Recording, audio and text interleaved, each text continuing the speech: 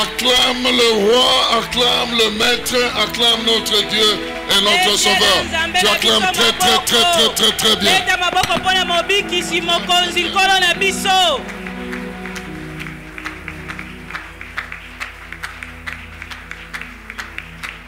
En tout cas, si tu es là pour le Seigneur, et si tu sais qu'il est là pour toi, alors tu peux encore l'acclamer très bien.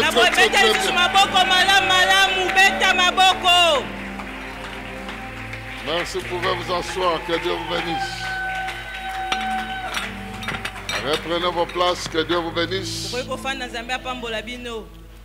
Nous sommes dans la joie de nous retrouver encore ce soir. Commencer une série d'enseignements dans le cadre de notre séminaire de Pâques, où nous voulons examiner le thème d'accomplir les exploits à partir de la puissance de la résurrection. Comment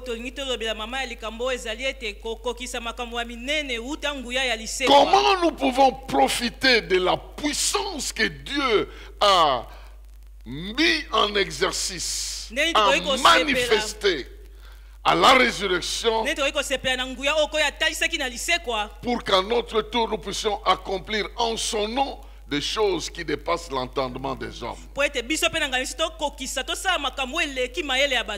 La puissance de la résurrection ne s'est pas limitée à la résurrection. Elle a commencé à la résurrection. Et elle agit encore aujourd'hui dans notre vie. Mais avant de parler de cette puissance de la résurrection, nous voulons commencer par le commencement et parler de la mort de Jésus. Parce que sans mort, on ne peut pas parler de la résurrection. Avant d'en arriver à la résurrection, nous parlons de sa mort. Et aujourd'hui, le sous-thème, c'est une mort à plusieurs conséquences.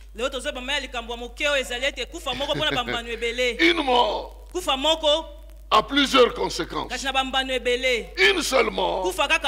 Mais beaucoup de choses se sont passées à cause de cette seule mort. Et comme vous savez que l'Ancien Testament nous aide à mieux comprendre les événements du Nouveau Testament, nous partirons de l'histoire de l'Ancien Testament. D'ailleurs, en lisant ça seulement, vous allez bien comprendre directement comment la mort de Christ aussi s'implique dans votre vie, dans plusieurs aspects de votre vie. Une mort a plusieurs conséquences. Nous lisons le texte dans Exode chapitre 12. Exode chapitre 12, nous allons du premier verset jusqu'au 14e verset. Exode chapitre 12, 1 à 14. Nous lisons ceci, j'ai la Bible du semeur. Il est écrit ceci: l'Éternel parla à Moïse et à Aaron en Égypte. Il leur dit: ce mois-ci sera pour vous le premier mois de l'année. Donnez à toute la communauté d'Israël les instructions suivantes. Le 10e jour de ce mois, que chaque maison ou chaque famille se procure un agneau. Si dans une maison on est trop peu nombreux pour manger un agneau, qu'on s'associe à la famille voisine la plus proche en tenant compte du nombre de personnes. Et l'on choisira l'agneau en fonction de ce que chacun peut manger. Vous prendrez un agneau ou un chevreau sans défaut, un mâle âgé d'1 an. Vous le garderez jusqu'au 14e jour de ce mois.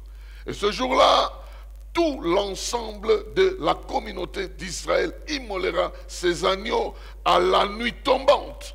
On prendra de son sang et l'on en badigeonnera les 2 montants et les linteaux de la porte des maisons où il sera mangé. on en rôtira la viande et on la mangera cette nuit-là avec des pains sans levain et des herbes amères. Vous n'en mangerez rien qui soit à moitié cuit ou bouilli dans l'eau. Tout sera rôti au feu avec la tête, les pattes et les abats. Vous n'en garderez rien pour le lendemain. S'il reste quelque chose jusqu'au lendemain, vous le brûlerez. Vous le mangerez à la hâte, prêt à partir. La ceinture nouée au rein, les sandales aux pieds et les bâtons à la main. Ça sera la Pâque que l'on célébrera en l'honneur de l'Éternel. Je parcourrai l'Égypte cette nuit-là et je frapperai tout premier-né dans le pays, hommes et bêtes, et j'exercerai ainsi mes jugements contre tous les dieux de l'Égypte. Je suis l'Éternel. Le sang servira pour vous un signe, sera pour vous un signe sur les maisons où vous serez. Je verrai le sang, je passerai par-dessus vous. Ainsi, le fléau destructeur ne vous atteindra pas lorsque je frapperai l'Égypte. De génération en génération, vous commémorerez ce jour par une fête que vous célébrerez en l'honneur de l'Éternel. Cette fête est une institution en vigueur à perpétuité. Quelqu'un dit bien Amen. Amen. Non, est-ce que je peux bien entendre ton Amen du premier jour de séminaire? Voilà, que Dieu te bénisse parce que tu réponds favorablement à l'écho de la parole de Dieu. Voici une histoire qui nous permet de comprendre les enjeux de la mort de Christ. Mais nous retournons d'abord à cette période-là pour découvrir ce qu'ont été les conséquences de la mort de l'agneau dans une maison. Donc vous avez entendu les instructions de Dieu à Moïse, à tous les enfants d'Israël qui ont vécu 4 siècles d'esclavage en Égypte. Et avec la mort de ces agneaux-là, parce que chaque famille devait en avoir au moins un, ou alors par association, les choses devaient changer. Déjà le 10e jour, on devait acheter l'agneau. Et le 14e jour, l'agneau faisait 4 jours avec eux. Et le 14e jour, on devait l'immoler. On prend le sang, on met dans les battants verticalement et puis horizontalement les linteaux. La porte dans son ensemble. Et puis à l'intérieur, on mange. Oh, chacun avait sa part. Je vais arriver là plus tard. Mais chacun avait sa part. Chacun avait sa part. Et je vais te dire que toi, tu as ta part. Ta part que personne ne peut arracher, ta part, personne ne peut consommer à ta place. Tu as ta part, tu es compté, tu es enregistré sur la liste de ceux qui doivent consommer. Mais alors, quelles sont les conséquences? J'en ai retenu 4 pour le début. La première conséquence, c'est le changement de temps. Il y a un nouveau calendrier. Un nouveau calendrier. Et ce nouveau calendrier nous apprend que ce jour-là devient le premier mois. Ce mois-là devient le premier mois de l'année. On ne sait pas c'était le 40e mois avant. Mais à partir de la mort de la mort de ces agneaux-là en Égypte, ce mois-là devient le premier mois qui détermine tout ce qui va se passer. Et ce qui se passe ce premier mois-là a des conséquences à perpétuité. Et vous allez continuer à célébrer ça à perpétuité.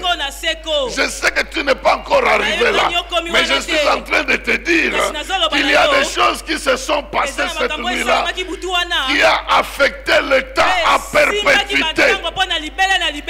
À cause de cette mort-là, de ces sacrifices, de ces agneaux, le temps a été affecté à perpétuité. Oh, le temps que tu dois consommer est déjà affecté par le sang de Jésus à perpétuité. Mais je ne sais pas si tu me comprends. Il n'y a aucun jour qui en fera défaut. Chaque jour qui suit est déjà affecté par les conséquences de ce sang-là qui a coulé. Le temps qui vient va être fonction de ce que ce sang détermine dans la vie de quelqu'un. Et cela de manière perpétuelle. Perpétuel. Le calendrier change. Et quand le calendrier change, les choses changent. Il y a un nouveau calendrier. Dans ce nouveau calendrier, il n'y a plus d'esclaves. Il n'y a plus d'esclaves. Les temps qui viennent, c'est le temps de la liberté. C'est le temps de la liberté. Bien-aimés dans le Seigneur, ici, je veux mettre l'accent pour dire le nouveau temps vient avec un changement de statut. Et cela à perpétuité. Le statut change de l'esclavage à un homme libre. Et à partir de ce jour-là, ce changement sera fêté à perpétuité. Cela veut dire qu'on ne te retournera plus jamais dans une situation d'esclavage. Tu sors de l'esclavage et ça devient la fête. Quand tu fêtes l'anniversaire, tu n'es pas en train de retourner dans le ventre. Tu es en train de progresser dans ta vie. Quand tu fêtes la liberté, tu n'es pas en train de retourner à l'esclavage. Tu es en train de démontrer que ce temps-là est déjà passé et j'ai le temps à venir. Et la liberté détermine tout ce que tu vas faire. J'ai suivi une petite discussion à la télé, des gens qui disaient que la mort de Jésus n'a pas tout résolu. Parce qu'à côté de son sacrifice, donc il y a encore plusieurs choses que nous devrons faire. Mais ce que nous devons savoir, que la chose fondamentale que cette mort nous a apportée, c'est la liberté. C'est la liberté. Prenez $1000. Donnez à un prisonnier. Prenez $1000. Donnez à un homme libre. Ça ne va pas avoir les mêmes effets. Je ne sais pas si vous me comprenez. Ça ne va pas jouer le même rôle. Prenez une voiture, donnez à un prisonnier. Prenez une voiture, donnez à un homme libre. Même si c'est la même valeur, ça n'aura pas les mêmes conséquences. La liberté détermine la jouissance de tout ce que nous devons avoir dans la vie. Quelqu'un qui a compris ça dit très bien Amen. Donc le temps a changé, un nouveau calendrier. Dans ce calendrier-là, il y a beaucoup de choses qui se manifestent. D'abord, le statut des gens change. Ils étaient des esclaves, ils sont devenus des hommes libres. Donc l'esclavage aboli. Oh, j'aimerais dire à tes ancêtres que ce temps-là est déjà révolu. Leurs histoires qu'ils ont faites pour bloquer ta vie, pour t'empêcher d'avancer, c'est déjà rendu nul et de nul effet. Tu es dans un nouveau calendrier. Qu'on vienne te te dire, vous savez, la famille dans laquelle tu es né a eu des problèmes, les ancêtres ont fait des likelemba, ils ont fait ceci. Ah, mais ça c'est quel calendrier? C'est l'ancien ou le nouveau? Parce que même le monde reconnaît que le temps est subdivisé avant ou après Jésus-Christ. Y compris ceux qui ne croient pas en Jésus, ils savent que le temps a changé. Il y a un nouveau calendrier. Dans ce nouveau calendrier-là, dans ce nouveau calendrier, le langage change. Le langage change.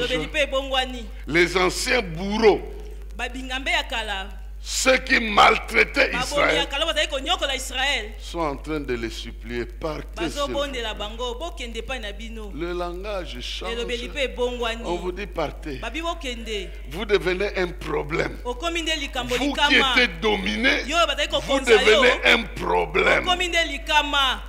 Déjà, je déclare que il y a des gens qui t'ont tellement menacé dans ta famille, qui ont dominé ta vie. Maintenant que tu es en train de comprendre que tu es dans un autre calendrier, tu vas réagir différemment. On va te dire, quitte simplement. Le problème, c'est que tu étais trop dépendant des gens. Ils t'ont menacé. Mais la liberté vient aussi avec le fait qu'on va te sortir de cette maison-là. Et tu risques de te retrouver dans la rue et en train de demander, c'est ce que la liberté m'a amené. Oui, c'est pour que tu commences ta propre vie. C'est pour que tu commences les choses qui t'appartiennent à toi-même. C'est pour que tu ne sois plus sous la domination de qui que ce soit. Écoutez les gens qui ont malmené Israël hier, en train de les supplier, sortez, partez. Même Pharaon, il appelle Moïse et dit, allez-y, partez, parce que vous êtes libre et personne ne peut vous retenir. Le langage de l'adversaire change. Il dit même, priez votre Dieu là, qu'il nous bénisse. Est-ce que tu sais que c'est la finalité de ceux qui t'ont combattu jusque-là, qui ont tellement bloqué ta santé, qui ont tellement bloqué tes affaires, qui ont tellement bloqué tout? Maintenant que Dieu vient couper ces liens-là, il te rend libre, il ne savent plus manipuler. Priez, c'est Dieu-là qui t'a détaché, il doit être plus fort. Priez-le pour nous. Priez-le pour nous. Pour la première fois, les esclaves voient leur bourreau en train de pleurer. Hein? Ils n'ont jamais vu les Égyptiens en train de pleurer. Pour la première fois, les gens qui avaient le fouet en train de pleurer. Oh, quel calendrier. Le tour change. Ce n'est plus toi qui vas pleurer. Il y a quelqu'un d'autre qui doit pleurer. Le temps de pleurer est terminé. Celui qui s'est moqué de toi, il va prendre ta place en train de pleurer. Et je le dis sincèrement, pourquoi toi seul tu as pleuré? Quelqu'un aussi d'autre doit pleurer pour t'avoir perdu toi, pour avoir perdu ce contrôle-là, mais pour avoir été très bien frappé parce qu'il t'a gardé inutilement en esclavage pour rien. Et en ce temps-là, ils ont vu leur bourreau en train de pleurer. Et ce n'était pas le voisin d'à gauche seulement. À gauche, à droite, devant, derrière, tout le monde était. C'était des pleurs communautaires. Vous savez que quand Dieu vous sauve, il vous sauve sur tous les plans. Et cette délivrance-là ne laisse pas certaines personnes avec le droit de vous contrôler. Tout le monde te perd une fois pour toutes. Et les démons de maladie, et les démons de blocage des mariages, et les démons de progéniture, et les démons de travail qui empêchent le travail. tous généralement et globalement, ils ont été dépouillés à la croix. Je vais y arriver. Mais ce qui est important ici, c'est de savoir que pour la première fois, on a vu le bourreau en train de pleurer. Il pleure quoi? La bête est morte.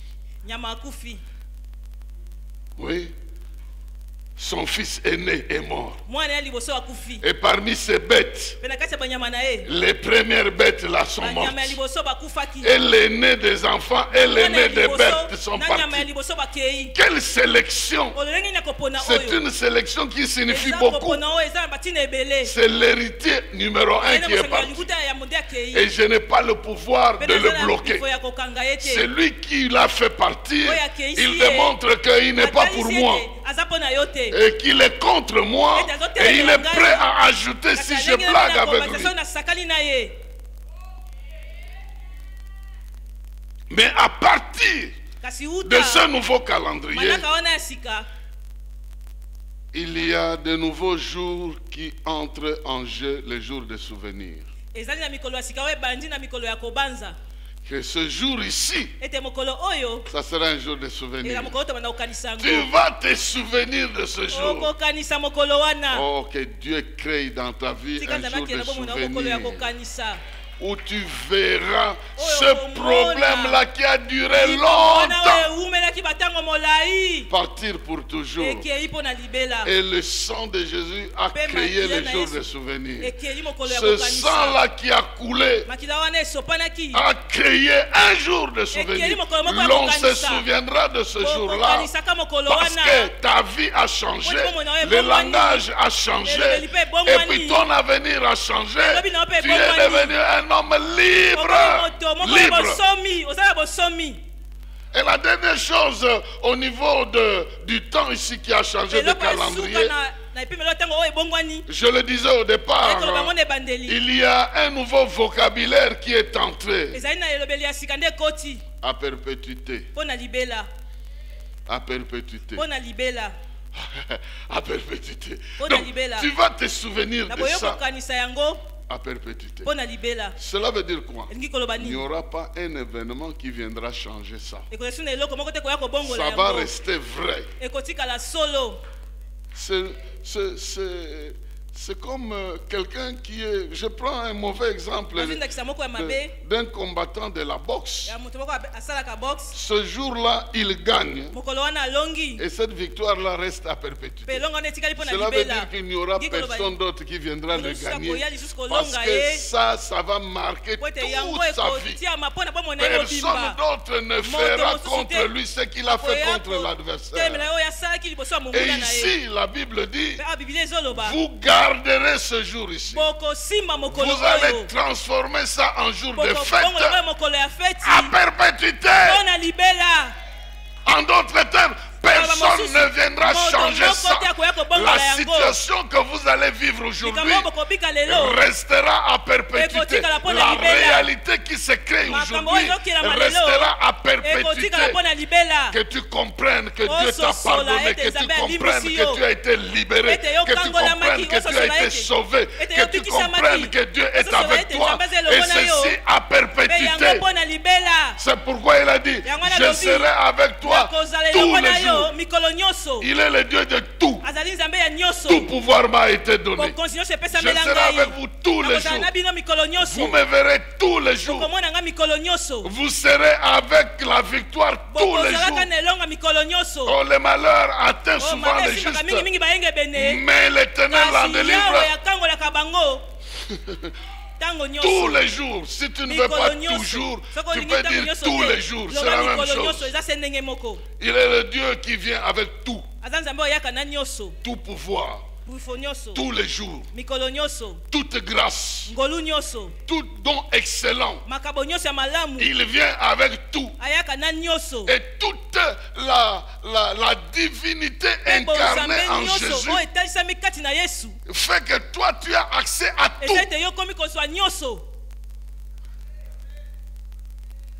Que ton calendrier change. Si ça ne change pas par les hommes, change ça toi-même. Parce qu'il y a des jours où tu dis, c'est mon anniversaire aujourd'hui. Je veux fêter ça samedi. Eh bien, toi-même, tu ramènes la fête le samedi. Samedi, tu obéiras. Tu inviteras les gens, ils viendront. Tu fêteras, tu chanteras. Samedi sera ce que tu auras décidé que ça soit. Et Dieu a décidé qu'à partir du sang qui a coulé sur le sol qui vous a vu esclave, à partir de ce sang-là, le reste de vos jours, vous êtes libérés de tout ce que vous avez vécu sur ce terrain-là, à perpétuité.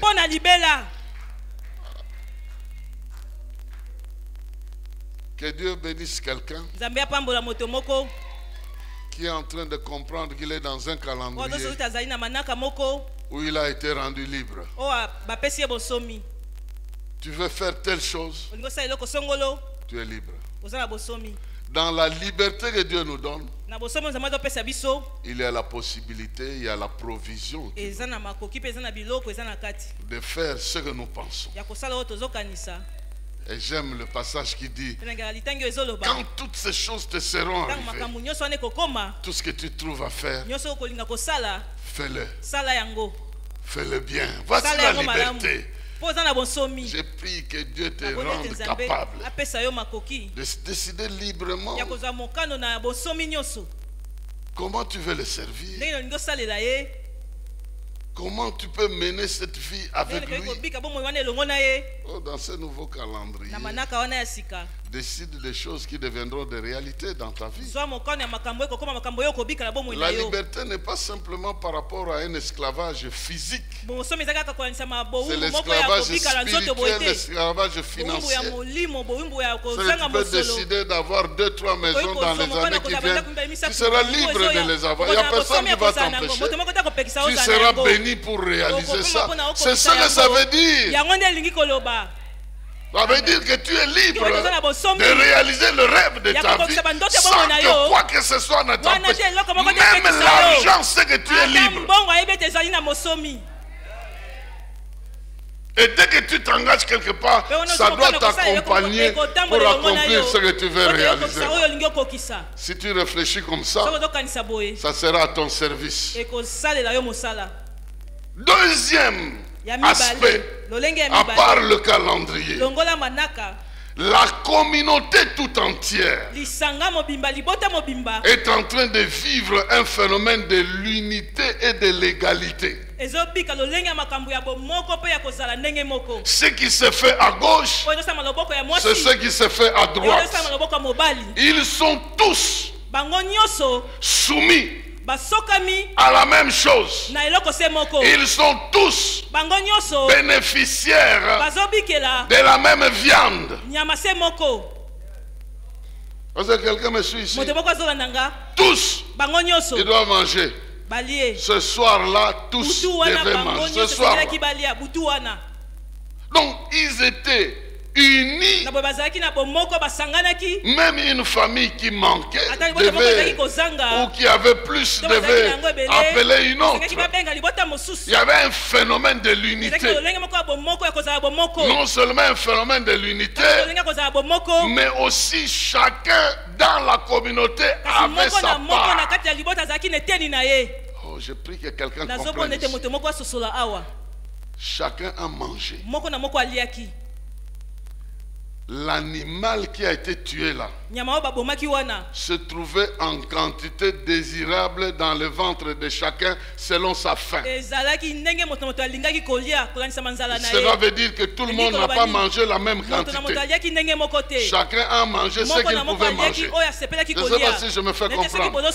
Et la viande, avec toute sa valeur, toutes les valeurs nutritives se sont retrouvées dans le corps de chacun cette nuit-là. Maintenant, quand Jésus dit qu'il est le pain, que nous pouvons le manger, je ne sais pas si vous comprenez ça, qu'en vous, il doit y avoir les valeurs nutritives de ce pain-là. Or, lui, il est divin. Donc, quand vous le consommez, vous avez quoi? pas de vitamines qui se trouvent dans la viande. Vous avez de la divinité fonctionnant en vous parce que c'est ce que vous êtes en train de consommer. Bon, si vous ne comprenez pas ça, parce que la parole est devenue chair. Elle était avec Dieu et elle était Dieu. Elle est devenue chair. Elle s'est offerte. Et avant de s'offrir, Jésus a dit, ça c'est mon corps, ça c'est mon sang. Mangez ça, buvez ça. Nous tous, nous sommes exposés à la même viande, permettez l'expression, à la même viande, à la même boisson. Mais chacun de nous ne mangera pas la même quantité. Il y a des gourmands qui mangeront plus que les autres. Et si tu as des problèmes dans ton ventre, tu ne mangeras pas la quantité qu'il faut. Je suis en train de dire la même chose que les gens ont mangé en Égypte cette nuit-là. Nous mangeons une nourriture qui ne se termine jamais. Et c'était l'agneau. Il devait manger et digérer ça. Nous mangeons le pain de vie. Le pain de vie. Et nous prenons la boisson du sang précieux de celui qui est mort et qui est ressuscité. Et si ces gens-là ont reçu des valeurs nutritives animales dans leur vie, nous avons tout ce qui est en Christ qui devient la réalité dans notre vie. Et nous vivons avec ça. Nous n'avons pas mangé ça une fois. Nous mangerons ça à perpète. Amen.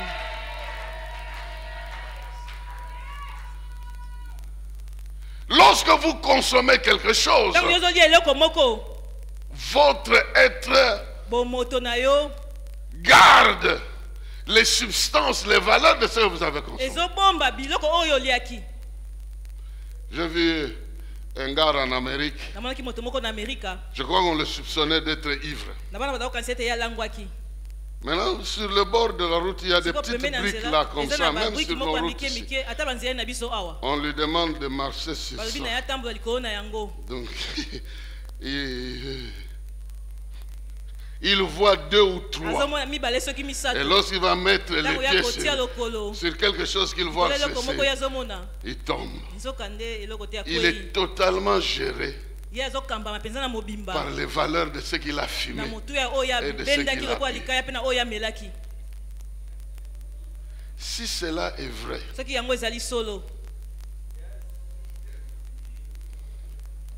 pour ces choses-là, je me rappelle ici, à l'hôtel ici, à côté de la RTNC, j'ai vu un ministre me voir et dit, pasteur, moi je suis en train de voir vraiment ça. Et si tu trouves que c'est mauvais, je lui pose la question. Tu as déjà vu quelqu'un qui est contrôlé par ça? Il dit oui. Il fait quoi? Non, il rigole pour n'importe quoi. Et puis il devient un peu ridicule. Donc ça peut te contrôler. Ça dépend de quelle quantité tu prends. Parce que cette histoire-là ne plaque pas, ça te contrôle. Mais si ces choses peuvent vous contrôler, ce que nous prenons de Jésus ne peut pas contrôler notre vie. Je vous dis, chacun avait sa part. Chacun a consommé ce qu'il devait avoir. Et je viens avec la bonne nouvelle que nous, notre nourriture ne s'arrête pas. Vous mangez, elle est toujours là. Vous la consommerez jusqu'à la fin de temps. Et il est écrit, voici, si quelqu'un a soif, qu'il vienne, qu'il boive. Et ce qu'il va boire va se transformer en fleuve d'eau vive.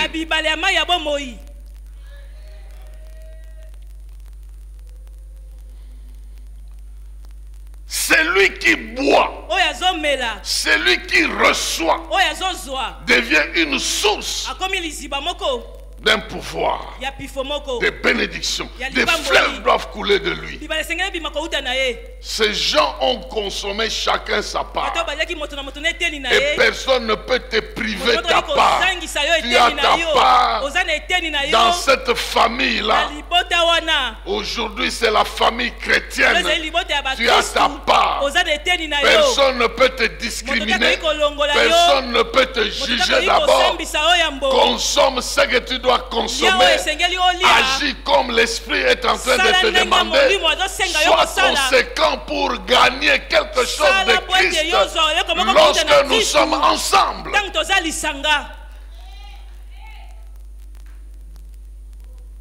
Cette nuit-là, toute la communauté a consommé. Parce que toute la communauté a consommé.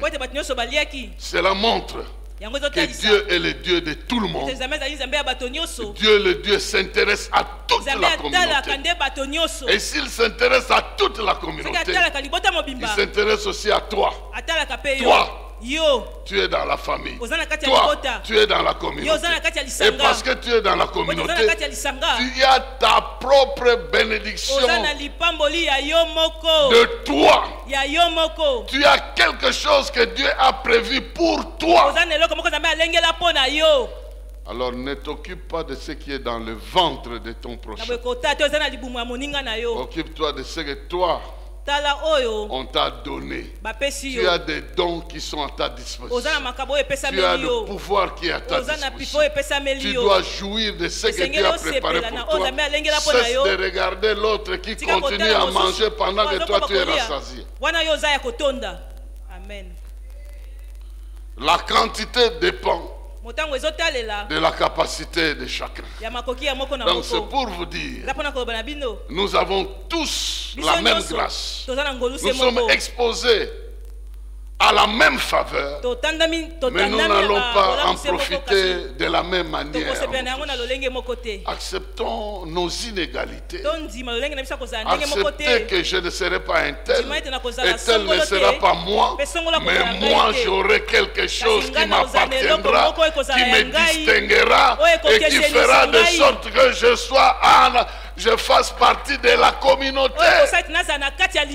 Lorsque la communauté élèvera la voix pour chanter pour ce Dieu, ma voix aussi sera entendue. Je pars, j'ai ma part.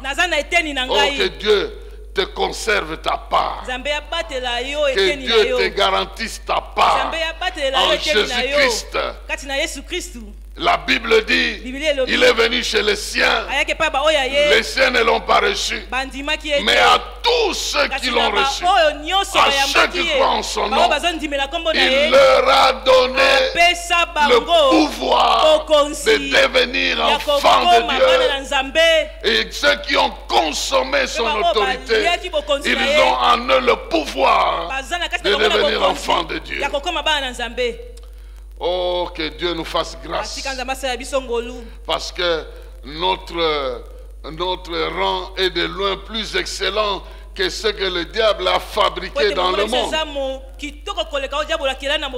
Il a fabriqué des sacrifices qui n'ont pas la valeur de ce sacrifice que nous avons.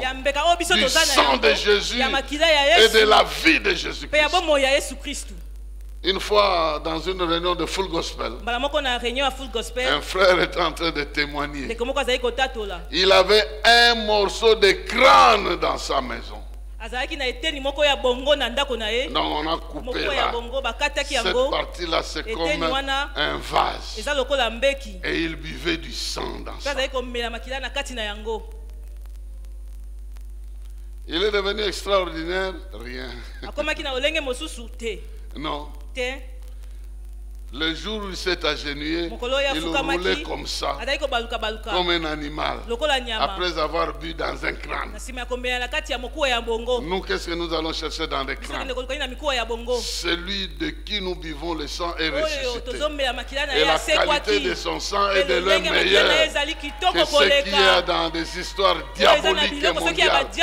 C'est pourquoi tu ne craindras rien, parce que la valeur de ce que tu as, ce n'est pas la valeur de la condamnation, c'est la valeur de la justification. Le sang avait coulé ce jour-là en Égypte, même dans la maison des Égyptiens. Les bêtes sont mortes. Il y avait la mort. Les enfants sont morts. Mais de l'autre côté, il y avait la vie. Parce que le sang les a protégés. La mort a frappé d'un côté. Et la vie a maintenu la communauté entière là où le sang innocent avait coulé. Alors, bien-aimé dans le Seigneur, je suis en train d'introduire des choses que je vais développer dans les jours qui viennent. Mais je vous disais que quand je vais parler, chacun comprendra déjà un peu certaines de ces choses-là. Ici, nous comprenons que toute la communauté a mangé. Donc, chacun avait part. Chacun a sa place. Chacun a sa part en Jésus-Christ. Mais c'est ça qui nous unit. Ce qui nous unit, c'est cette nourriture-là. C'est ce qui nous met les uns à côté des autres. Il y avait des gens qui ne mangeaient jamais ensemble. Mais ces jours-là, ils étaient obligés de manger ensemble. Simplement parce qu'il y avait un facteur de l'unité. C'était le sacrifice de cet agneau-là. Et parce que Christ est mort pour nous tous, chacun prenant part, nous nous retrouvons les uns à côté des autres. Et cette unité, personne ne peut briser ça. Personne ne peut briser ça. Et personne ne brisera ça. Et je vous informe que personne ne brisera ça. Parce que même les portes de séjour de la mort, même de l'enfer, ne peuvent jamais ébranler l'église. Oui, nous avons des scandales dans l'église aujourd'hui, mais l'église ne disparaîtra pas à cause de ces scandales-là. Les scandales viendront, ils passeront. Mais le temple, l'église, le peuple de Dieu demeurera éternellement. Parce que celui qui le maintient, il sait le maintenir. Les gens disent, mais aujourd'hui au Congo, où va l'église? L'église a son propriétaire. Même si nous sommes témoins des scandales, des choses qui se font, ça ne disparaîtra pas. L'église restera en place. Jésus régnera. Il y aura toujours des gens qui l'aimeront, qui le respecteront, qui l'adoreront, qui lui témoigneront leur amour, qui seront prêts à tout abandonner à cause de lui. Peu importe le nombre de gens qui disent n'importe quoi, qui font n'importe quoi, le corps de Christ véritable demeurera, avancera, progressera jusqu'à ce qu'il sera enlevé dans les airs. Alors ne regardez pas à ceux qui produisent des scandales. Regardez à ceux qui maintiennent la foi et suivez leur exemple. Et si vous n'en avez pas à suivre, devenez l'exemple que d'autres peuvent. Parce que si vous n'êtes derrière personne, c'est que vous êtes devant. Troisième élément important, conséquence dans l'Égypte. Le gouvernement égyptien, le pouvoir égyptien est frappé de manière... Le gouvernement égyptien, les dieux égyptiens, tout le pouvoir égyptien est frappé de manière fracassante, qui a permis aux Juifs de comprendre que leur Dieu est très grand, que leur Dieu est grand. La Bible dit que depuis le premier Pharaon lui-même jusqu'au prisonnier, le dernier, ils étaient tous frappés. Et c'est Dieu qui le dit ici, que je frapperai les dieux égyptiens. Donc les dieux qu'on adore là, je les rendrai nuls et sans effet. Qu'est-ce que ça veut dire? Ça veut dire que si on adorait un Dieu qui protégeait contre la mort, Oh Dieu, protège-nous contre la mort. La mort vient, elle frappe. Cela veut dire que ton Dieu n'est pas en mesure de répondre à ça. Donc, les dieux égyptiens ont été frappés. Oh non, je suis allé chez un féticheur là pour réclamer l'esprit de cette fille-là que je vois à l'église là, je dois l'envoûter. Sans effet. Je te dis sans effet. Parce que le Dieu que tu vas invoquer là, il suffit qu'elle tousse. Oh Seigneur! C'est fini. Toutes les incantations, toutes les imprécations deviennent nulles et sans effet. Parce que ces dieux-là ont été frappés à la croix. Oh. Amen. Voilà pourquoi il faut aborder la personne normalement au lieu d'aller chercher des forces pour qu'elle puisse vous suivre. Ni l'argent ne vous suivra pas de cette manière-là. L'argent vous suivra parce que vous bénissez Dieu, vous voulez l'honorer et l'argent viendra. Il ne faut pas aller chercher un Dieu que vous invoquez pour qu'il vous fasse venir. Ils ont été frappés de nullité. Il y a un passage de la Bible, je sais pas si vous avez déjà vu ça, mais c'est Romains chapitre 8 qui nous dit ça. Romains chapitre 8.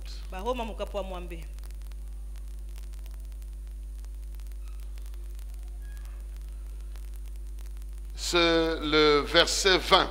Romains 8, verset 20.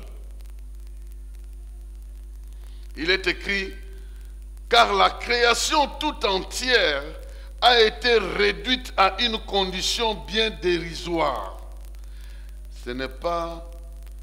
Cela ne s'est pas produit de son gré, mais à cause de celui qui l'a soumise. Il lui a toutefois donné une espérance, c'est que la création elle-même sera délivrée de l'esclavage, de la corruption, pour accéder à la liberté que les enfants de Dieu connaîtront dans la gloire. Donc la création actuelle, dans d'autres versions, dit ça a été frappé de vanité. En d'autres termes, le plaisir que cette création vous donne ne vous rendra jamais heureux. Ça a été vidé de sa substance. Ça a été vidé de substance. Donc vous ne serez jamais satisfait après avoir accumulé l'argent, croyant que l'argent va faire de vous quelqu'un. Rien. Les femmes, les hommes, rien. Des biens matériels en grande quantité, rien. Dieu a enlevé le pouvoir de satisfaction à ces choses-là. Il a enlevé ça. C'est comme ça que quelqu'un comme Salomon va dire vanité de vanité. J'ai suivi tout ça. Il dit, dans ma vie, je me suis permis de me donner tout ce que mon cœur désire. Tout. Je suis là. Je désire boire le jus d'ananas.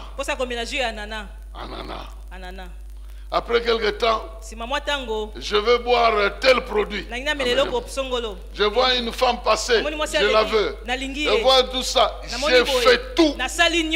Et puis je me suis rendu compte que c'est une vanité et une poursuite des choses qui n'ont pas de... Mais là où il y a Christ, c'est comme ça que Christ dit, si tu bois de cette eau-là, tu auras encore soif. Mais l'eau que moi je vais te donner va t'enlever les autres soifs. Tu vas être satisfait dans toute ta vie à partir de l'eau que moi je vais te donner. Bien-aimés dans le Seigneur, ici nous sommes devant une réalité. La création entière a reçu une frappe de sorte qu'elle ne peut jamais nous garantir un vrai bonheur. C'est comme ça que Jésus disait qu'un homme peut gagner le monde entier et qu'il perde son âme, ça ne lui vaudra rien du tout. Donc, en Égypte, tous les dieux égyptiens ont été jugés. Et ils ont été dépouillés, incapables d'intervenir. Incapables. Ils ont été frappés. C'est comme ça qu'il faut comprendre le langage d'Élie, par exemple. Quand il a dit il n'y aura pas de pluie, il était en train de détruire le pouvoir de ce Dieu-là que ce peuple adorait pour donner la pluie. Il était en train de dire, si franchement votre Dieu-là, il est capable de vous donner la pluie, qu'il enlève ma parole. Sinon il ne saura pas l'enlever. Maintenant, quand il est allé chez la veuve de Sarepta, la veuve lui a dit, j'ai une nourriture d'un seul jour, je vais manger avec mon fils, je vais boire. Sous-entendu, le Dieu qui nous donne la nourriture, il ne répond plus, il n'agit plus. Alors Élie dit ceci, fais ce que tu dis là, mais ainsi parle le Dieu d'Israël. Cette farine ne se terminera pas, l'huile ne se terminera pas. Si ton Dieu à toi est bloqué, le mien n'est pas bloqué, le mien peut intervenir. Voilà pourquoi je t'encourage à croire que les puissants des ténèbres ont été dépouillés. Même Pharaon lui-même, le représentant de ce Dieu-là, a été frappé dans sa propre maison, dans son palais, en perdant son propre fils. Et à cause de tout ça, tous les pays étaient soumis au même sort. Il n'y avait personne qui a échappé. Est-ce que vous savez, c'est le sort de tous les démons? À la croix, ils ont été tous dépouillés. Il n'y en a pas un qui a été échappé et qui viendra nous faire croire qu'il a encore un certain pouvoir à exercer dans notre vie. Non. Nous devons nous imposer parce qu'ils ont été dépouillés, ils ont été vaincus. Et quand un esprit semble être têtu, pose-lui la question s'il a été oublié à la croix ou pas. Si à la croix il a été dépouillé ou non, tu vas voir qu'il ne va plus avoir un langage. Et toi tu dois comprendre que chaque fois que tu es même devant un homme ou une femme méchante qui te menace, dis-toi, ça aussi, ça a été dépouillé. Ne te laisse pas intimider. Quand tu entends ça, dis-toi bien que ça aussi, ça a été dépouillé à la croix. Aujourd'hui, il est en train de parler, mais il a été dépouillé. Et celui qui est en moi est plus grand que celui qui est en lui. Et il va me donner la victoire. Mais je dois chercher comment je vais apprendre cette victoire-là, car ma lutte n'est pas contre les hommes, ni contre les sangs. Donc les puissants des ténèbres ont été dépouillés. C'est pourquoi aujourd'hui, tu tombes malade. Les médecins ne savent pas découvrir de quoi tu es malade. Mais eux, ils contrôlent cette maladie. Tu vas chercher partout, tu souffres. Ne cherche pas partout. Annule carrément ce qui se passe là-bas, parce que tu comprends que si c'était naturel, on allait voir et j'allais me soigner. Mais comme ça ne se voit pas, alors que sa source est spirituelle, je l'annule aussi. Et ce que vous lirez sur la terre, c'est lié au ciel. Donc, ce jour-là, comprenons que tout le pays d'Égypte était soumis au même jugement. Il n'y a pas une famille qui a échappé. Donc aucun pouvoir démoniaque n'a échappé à la croix. Ils ont été tous dépouillés et ne peuvent pas venir nous tromper aujourd'hui. C'est comme le pasteur Kondo. Vraiment, franchement, cet homme-là. Il a ce vocabulaire à lui.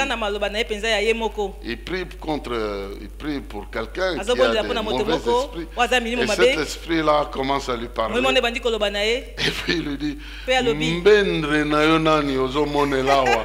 Tango bazako longa yo na ekulusu olobagite. Yo moni mbendre nani yo yakolonga. Donc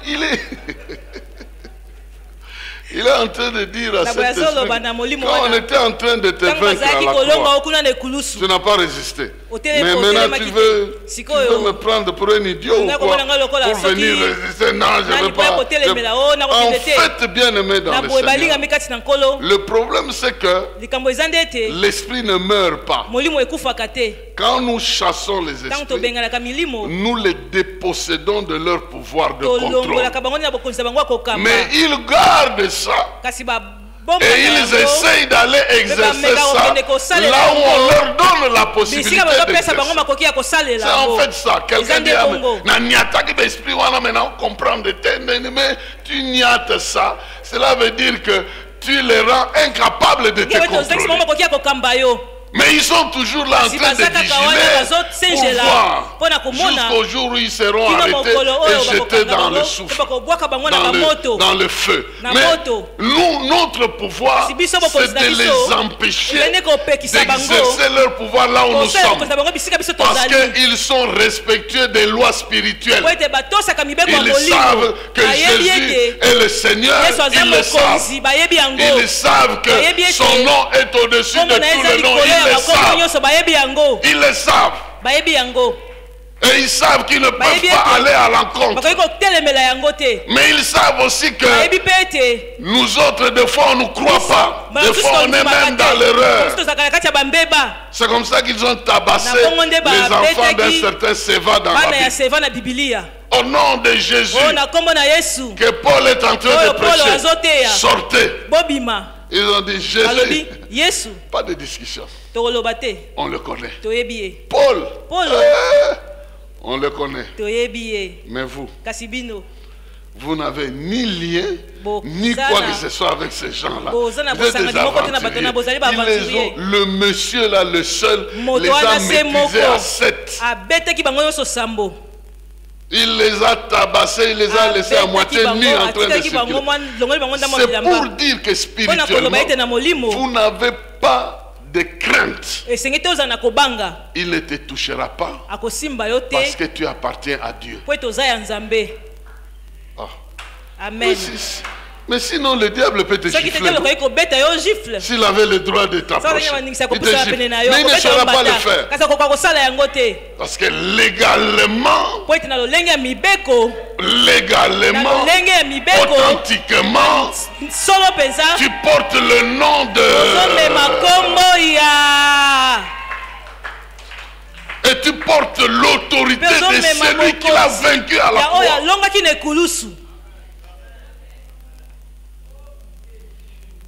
Maintenant, supposons que tu as commis l'erreur, de donner le nom de ton père à ton fils. Maintenant, il commet la bêtise. Ton père s'appelle Kankolongo. Tu regardes, toi, Kankolongo, tu l'insultes. Et ça sera possible. Tu vas avoir un écho contradictoire.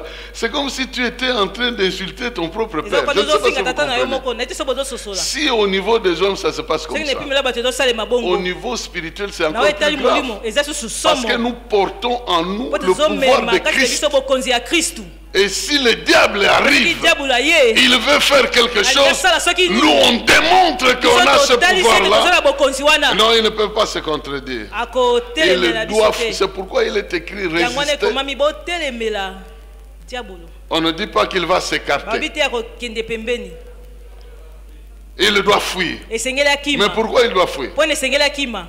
Parce que quand tu résistes, il y aura des anges qui viendront intervenir. Donc il sera obligé. Non, je ne sais pas si vous comprenez ces choses-là. Et une dernière chose au niveau toujours de ce pouvoir d'Égypte, c'est qu'à partir de ce jour-là, il s'est instauré le respect envers le Dieu des Juifs et envers les Juifs eux-mêmes. Le respect s'est instauré. Mais moi, en ce moment-là, ils étaient sous le coup et ils ont respecté le Dieu d'Israël. Partez, partez. C'est plus tard quand ils sont restés. Ils se sont dit, nous avons commis une erreur. On ne veut pas les laisser partir. On doit les poursuivre. Mais j'aimerais te dire, si Dieu s'est fait respecter une fois, il se fera toujours respecter. Il se fera toujours respecter. Même quand on vient t'attraper au bord de la mer, tu ne sais pas traverser. Dieu se fera toujours respecter. Il interviendra dans ta faveur de manière à se faire respecter.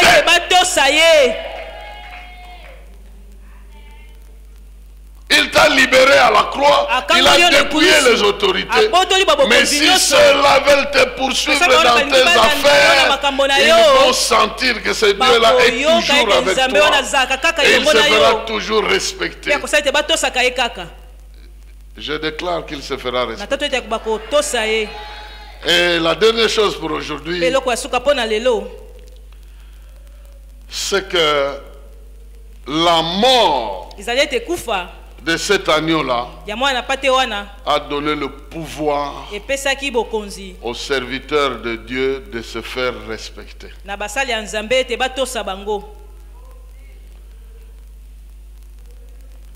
Moïse avait un langage autoritaire. Mangez. Ne sortez pas. Ne faites pas ceci. Donc les instructions qu'il donne, il a l'autorité de donner ces instructions. Aussi longtemps que le sang a coulé en Égypte, les paroles de Moïse ont eu une autorité supplémentaire sur la communauté de l'Égypte et la communauté d'Israël. Il leur donne des instructions. Il avait l'habitude de venir donner les instructions. Mais la situation ne changeait pas. Il venait leur dire, on va faire ceci, on fait ça, ils ne partent jamais. Pendant tout le temps qu'il parlait de la part de Dieu, il restait toujours esclave. Mais quand le sang a coulé, ces paroles ont eu des effets définitifs dans la vie de ceux qui devaient l'entendre. Quelqu'un est en train de m'entendre. Tu as résisté contre le monde des ténèbres. Les mêmes choses se répètent. Mais rappelle-toi qu'ils l'ont vécu à cause du sang de l'agneau. Ils l'ont vaincu à cause du sang de l'agneau. C'est le sang de l'agneau qui donne à la parole que tu déclares le pouvoir de se faire exécuter immédiatement. Et quand tu crois en cela, et quand tu sais que ce sang a coulé pour toi, ta manière de parler va provoquer les conséquences définitives. Mais si tu perds de vue cet aspect-là, tu vas toujours croire que c'est comme toujours. Ça se passera comme toujours.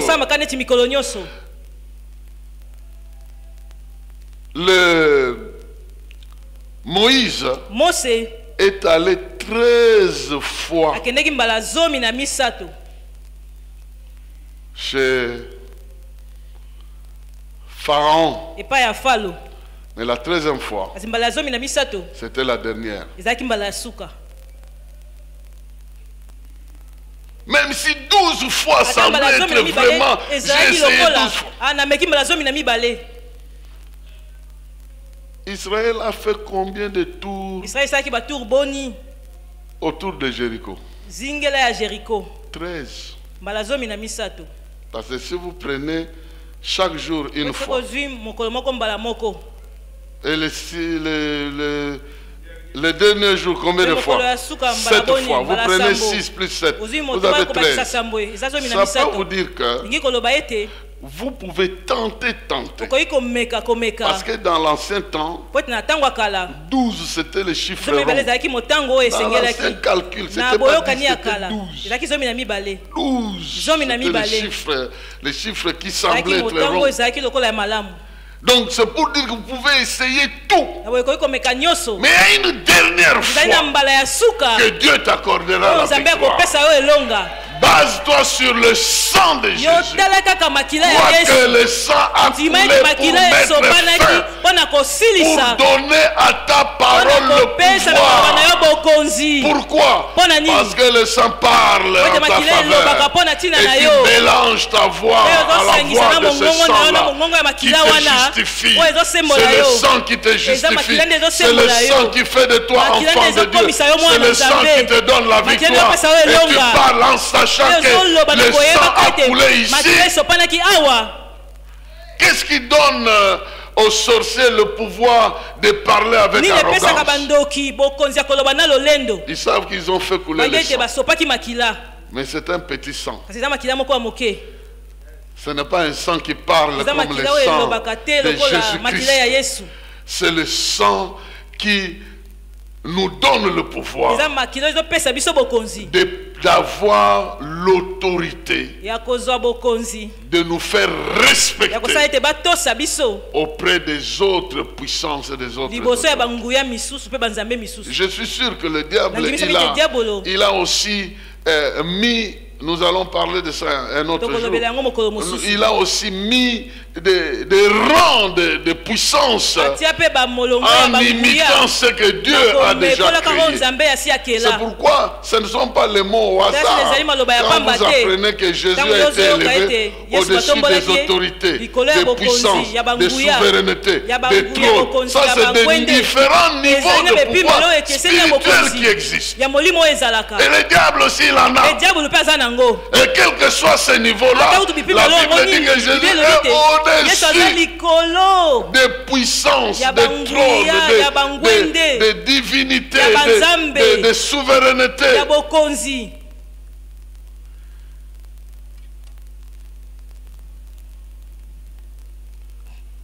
Éphésiens, c'est là que nous allons terminer.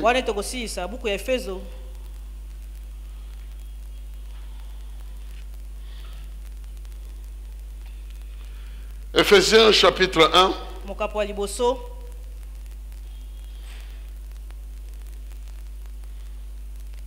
Nous terminons avec cette prière de Paul. Éphésiens chapitre 1er, verset 17 et le suivant. Je demande que le Dieu de notre Seigneur Jésus-Christ, le Père qui possède la gloire, vous donne par son esprit sa sagesse, plutôt sagesse et révélation, pour que vous le connaissiez, qu'il illumine ainsi votre intelligence, afin que vous compreniez en quoi consiste l'espérance à laquelle vous avez été appelés, et quelle est la glorieuse richesse de l'héritage que Dieu vous fera partager avec les membres de tous les saints. Donc nous hériterons tous la même chose, nous avons tous le droit. Verset 19. Et quelle est l'extraordinaire grandeur de la puissance qu'il met en œuvre en notre faveur, à nous qui plaçons notre confiance en lui. Je m'arrête un peu ici pour dire ceci.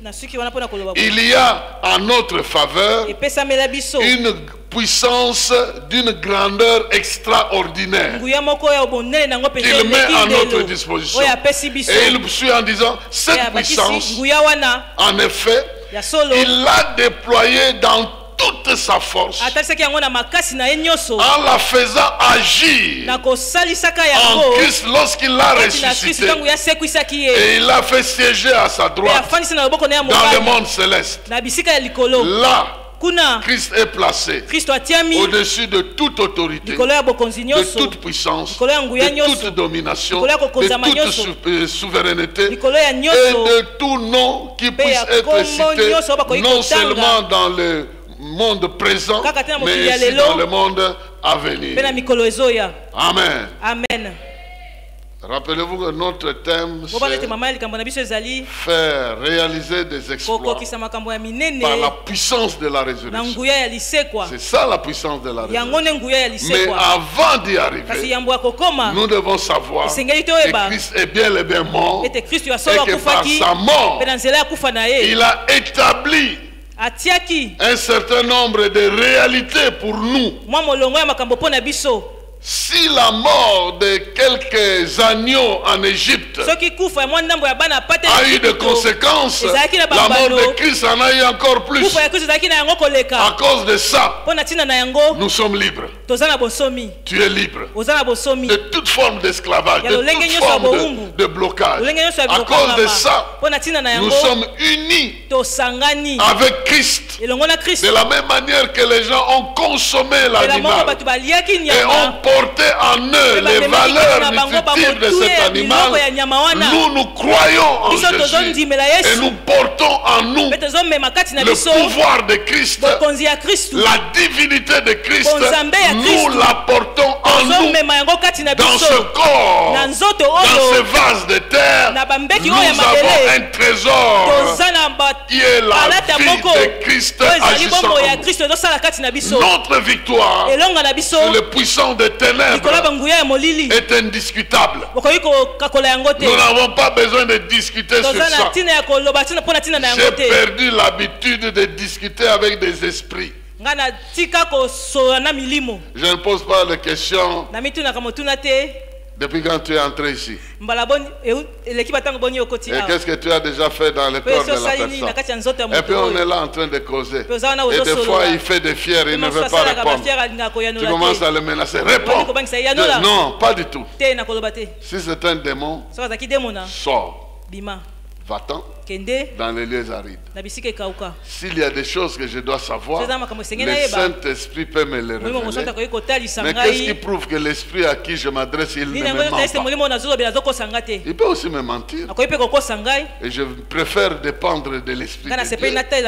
Alors, du fait qu'ils ont été dépouillés, notre victoire est indiscutable. Nous n'avons pas besoin d'aller négocier. On n'ira jamais sur la table des négociations avec les démons, jamais. Ça, il faut laisser ça aux politiciens qui disent que dans certains cas, il faut aller négocier avec les diables. Ça, c'est eux qui vont. Mais nous, en ce qui nous concerne, nous ne nous mettons pas autour de la table avec des mauvais esprits qui ruinent les vies des gens, qui bloquent les économies des gens, qui détruisent les vies des familles. Et nous allons nous asseoir pour négocier par rapport à quoi? Il est écrit à mon nom. Vous ferez quoi? Vous chasserez les démons. Et nous sommes là pour le faire. Notre destinée est dirigée par un nouveau calendrier. Nous aurons des jours nouveaux. Nous avons des jours de fêtes. Dieu a prévu des jours de fêtes dans le nouveau calendrier. Dans l'ancien calendrier de l'Égypte, il n'avait pas de jours de fêtes. Mais dans le nouveau calendrier, il y a des jours de fêtes. Que Dieu programme tes fêtes. Les fêtes de tout ce qu'il de tes exaucements. Les fêtes de ta famille. Les fêtes de ton travail. Les fêtes de ta santé, les fêtes de tout ce que tu attends de lui. Il a programmé les jours de fête. C'est un calendrier rempli de fêtes. Et tes pleurs se changeront en fêtes. Il en sera ainsi parce que le sang a coulé et un nouveau calendrier est arrivé. Et toi tu es béni au nom de... Nous allons tenir debout pour dire merci à Dieu. Pour ce premier jour, une seule mort, mais plusieurs conséquences dans la vie. Tu lui dis merci. Pendant que tu reçois sa parole dans ton cœur et tu décides de l'appliquer et de vivre par elle. Prions le Seigneur.